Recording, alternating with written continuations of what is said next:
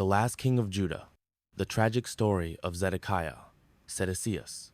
The sun dipped below the walls of Jerusalem, casting long shadows over a city teetering on the brink of destruction.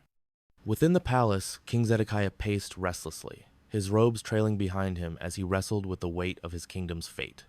He was the last king of Judah, a ruler caught between the demands of a ruthless empire and the whispered prophecies of a God he had forsaken. Zedekiah had not taken the throne by force or inheritance but by decree.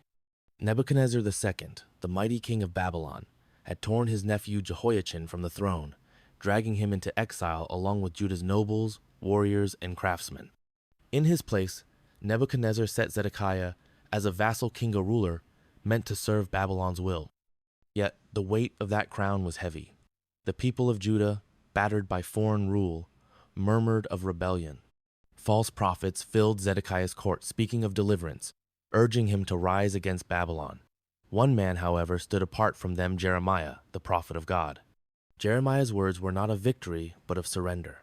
If you submit to Babylon, you will live, and the city will not be burned. But if you resist, ruin will come upon you and all of Judah. Zedekiah recoiled at the prophet's message. How could he, a king of David's line, bow to a pagan ruler? How could he allow his people to suffer in captivity? The words troubled him, but his heart remained hardened. In secret, he sent envoys to Egypt, seeking aid in a rebellion against Nebuchadnezzar. When Babylon learned of Zedekiah's treachery, Nebuchadnezzar's army marched once more upon Jerusalem, encircling it like a ring of iron. The siege dragged on for nearly 2 years. Hunger clawed at the people. Disease spread through the streets. The once proud city of David became a prison of despair. Inside the palace, Zedekiah watched helplessly. His allies from Egypt never came. The prophet Jeremiah, still unwavering, warned him again, "It is not too late, surrender, and your life will be spared." But the king, bound by his fear and pride, refused. Then, on a fateful night, Babylon's army breached the walls. The Temple of Solomon, the heart of Judah, was set ablaze. The Babylonians swarmed through the city, pillaging homes, tearing down walls, and cutting down those who resisted. Zedekiah, overcome with terror, fled through a hidden passage beneath the city, his sons and a handful of guards at his side. But he did not escape far. Near Jericho, Babylonian soldiers overtook him. Bound in chains, the last king of Judah was dragged before Nebuchadnezzar in Riblah. The Babylonian king's eyes burned with fury as he passed judgment. Before Zedekiah could plead, his sonship's last hope were brought before him and executed one by one.